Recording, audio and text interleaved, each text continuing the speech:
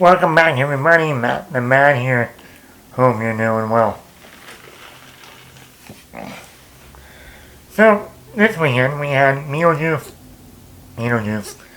come out and make $110 million. The movie was always projected to make about $100 million, anywhere between 85 and $100 million for the weekend.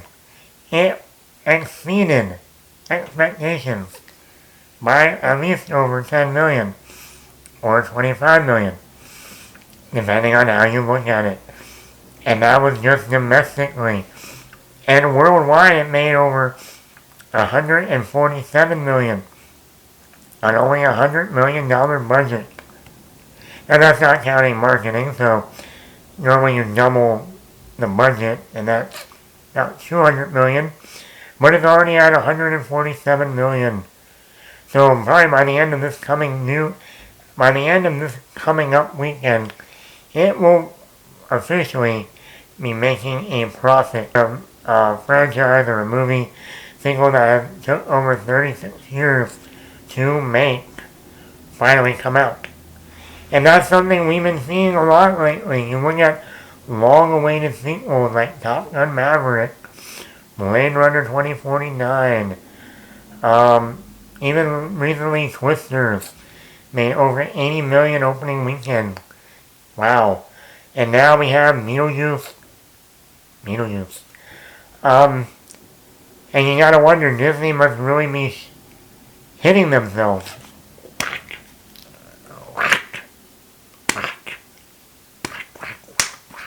Why?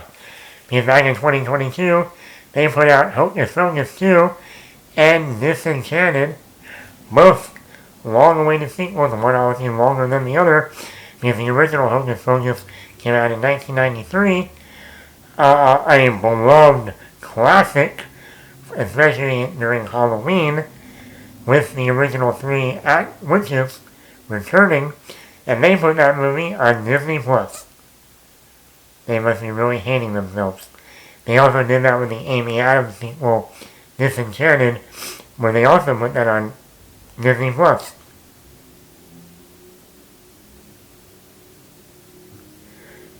Disney should have made a lot of money, especially on Hocus Pocus 2, if they only put that in theaters. The point I'm here today is, with this Beetlejuice, money,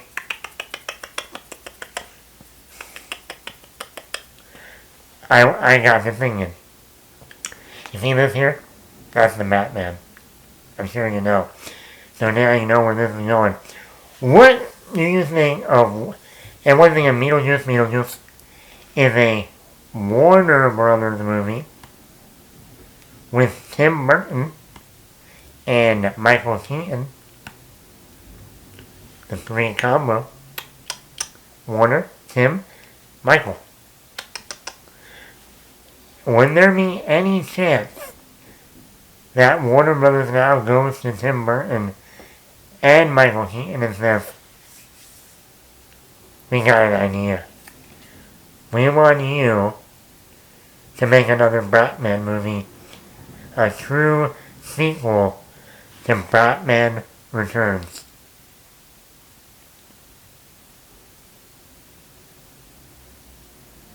But the Batman, he has a talent for disruption. The things they say about him. Can he really fly? We're about to find out. Now some people might think, Matt, you're losing your mind. A guy who dresses up like a bat clearly has issues.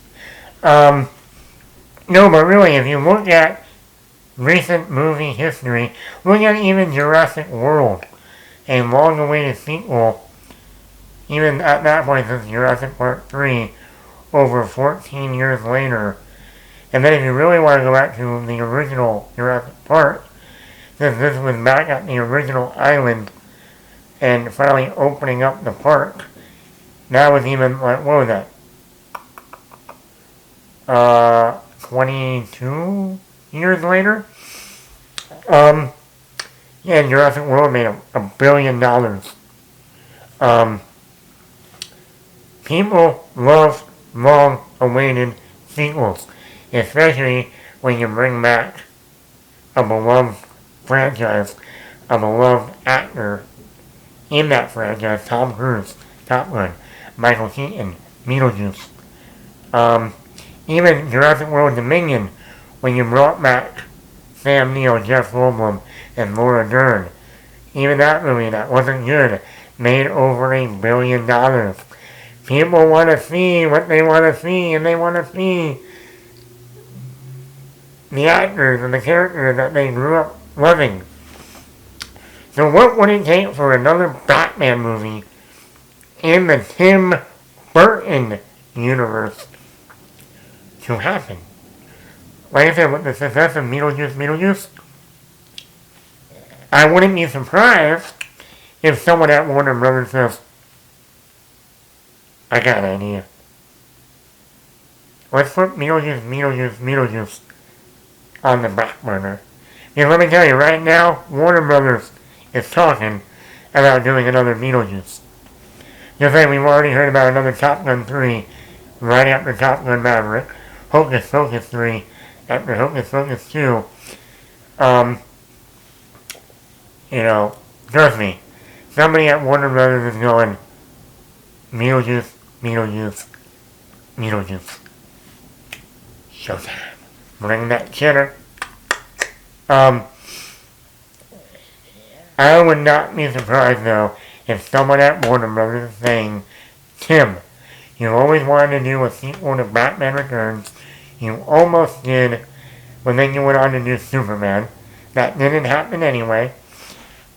Would you and Michael Keaton want to do another Batman? And let me tell you something, as much as I love my Christian Bale, the one thing you cannot deny about the Burton Batman universe, number one, still had the best Batmobile in any Batman movie. You can't deny that. The Danny Elfman score in Batman and Batman Returns, fucking iconic. Still the best Batman theme. And the look of Gotham City was perfection. That's something I will never forget. And don't forget, Michelle Pfeiffer is still the best Catwoman. And that's the thing I would love to see. Now, I don't know what the story could be. I know at one point Michael Keaton was going to come back for another Batman, but he wanted it to be like Batman Begins, the beginning of Bruce Wayne becoming Batman. Obviously, that's not going to happen now. But you could do a Dark Knight Returns, especially with Michael Keaton a lot older now, with the gray hair and he looks more like the Bruce Wayne of the Dark Knight Returns storyline than ever before. And now you can see people get more mad. He did come back to play Batman in The Flash and that Batgirl movie that never will be released. Yes, but I never felt like the Bruce Wayne we saw in The Flash was truly the Michael Keaton Bruce Wayne from the Tim Burton universe. And then, like I said, we never saw Batgirl. So, and what we just saw with Beetlejuice, after 36 years, Michael Keaton becoming Beetlejuice again, like he's never, time never gone by. Like yesterday was the first Beetlejuice movie, and here we are again. To see Tim Burton and Michael Keaton return to that Batman universe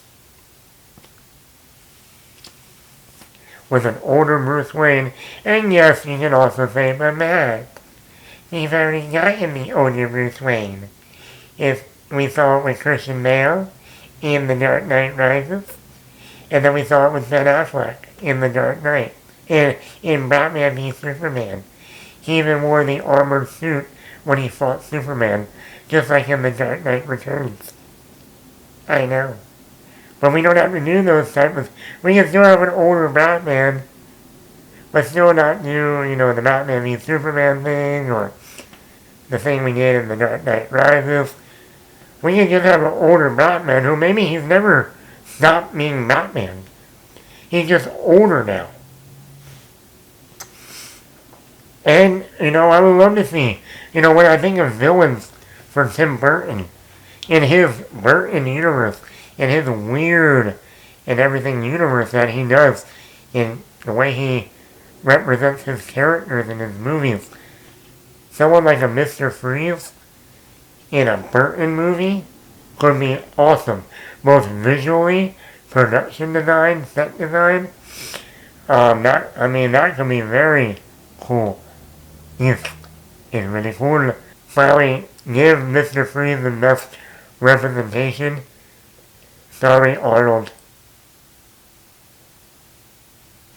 Not your best. Freeze in hell, Batman. No. That's more like Mr. Freeze. I think it would be perfect for Burton. Or, I would love to see Scarecrow. As much as I love what Cillian Murphy did with Scarecrow, Jonathan Crane, in Batman Begins, seeing Scarecrow in a Burton film, oh my god. The fear toxin and the visuals and just oh my god. Like we saw in like Sleepy Hollow with the Scarecrow in the cornfield and stuff like that. Could you imagine? And also with like with Jonathan Crane, he's a loner, a weirdo, a freak. Like me. I think that could be interesting and, dark, gothic, give out over normalization. Or, I don't know, I would love to see Eva Green in a Batman film. She's already worked with Tim Burton 3 times in Dark Shadows, Dumbo, and Miss Peregrine film. Bring in Eva Green? Oh my god. Bring back Michelle Pfeiffer? They were supposed to make a Catwoman movie after Batman Returns with Michelle Pfeiffer. They never did. Michelle Pfeiffer has worked with Tim Burton on Dark Shadows movie.